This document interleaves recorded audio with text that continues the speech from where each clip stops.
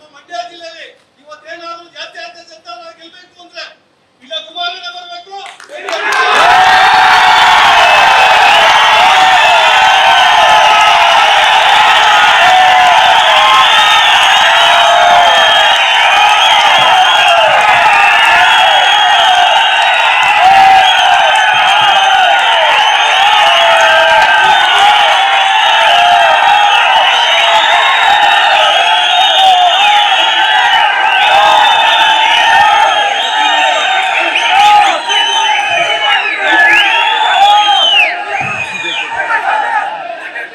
ದಯಮಾಡಿ ವೇದಿಕೆ ಮೇಲೆ ಇರ್ತಕ್ಕಂಥ ಎಲ್ಲ ನಮ್ಮ ಪಕ್ಷದ ಪ್ರಾಮಾಣಿಕ ಮುಖಂಡರೇ, ಕಾರ್ಯಕರ್ತರೇ ಹಾಗೂ ವೇದಿಕೆ ಮುಂಭಾಗದಲ್ಲಿ ಕುಳಿತಿರ್ತಕ್ಕಂಥ ಎಲ್ಲ ಪಕ್ಷದ ಪ್ರಮುಖ ಮುಖಂಡರುಗಳು ಹಾಗೂ ನಿಷ್ಠಾವಂತ ಕಾರ್ಯಕರ್ತರು, ಪಕ್ಷದ ಎಲ್ಲ ಕಟ್ಟಾಳುಗಳು, ದಯಮಾಡಿ ಇವತ್ತು ತಮ್ಮ ಅಭಿಪ್ರಾಯವನ್ನು ಸಂಗ್ರಹಣೆ ಮಾಡ್ತಕ್ಕಂಥ ಒಂದು ದೃಷ್ಟಿಯಿಂದ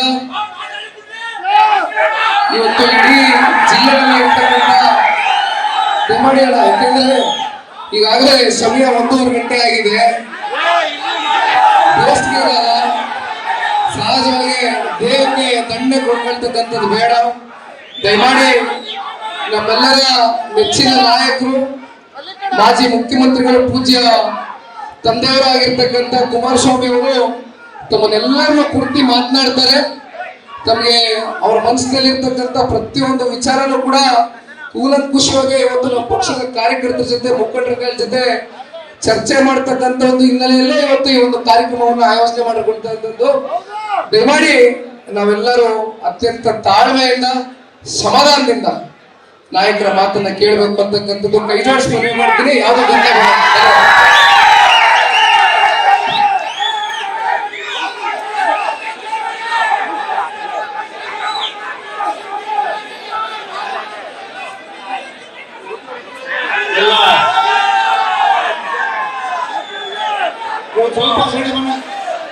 ಸ್ವಲ್ಪ ಒಳ್ಳೆಯ ಕಾರ್ಯಕ್ರಮ. ಅಣ್ಣನ್ ನೋಡ್ಬೇಕು, ಅಣ್ಣನ್ ಮಾತು ಕೇಳ್ಬೇಕು ಅಂತ ಬಂದರೆ ಬನ್ನಿ ಸರ್. ನಾಗೇಶ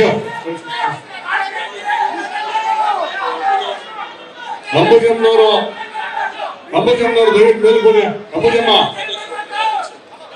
ರಘುನಂದನ್ ಉಪಾಧ್ಯಕ್ಷ, ಮಂಡ್ಯ ನಗರಸಭಾ ಮಾಜಿ ಅಧ್ಯಕ್ಷರು ದಯವಿಟ್ಟು ಮೇಲ್ ಬರ್ಬೇಕು.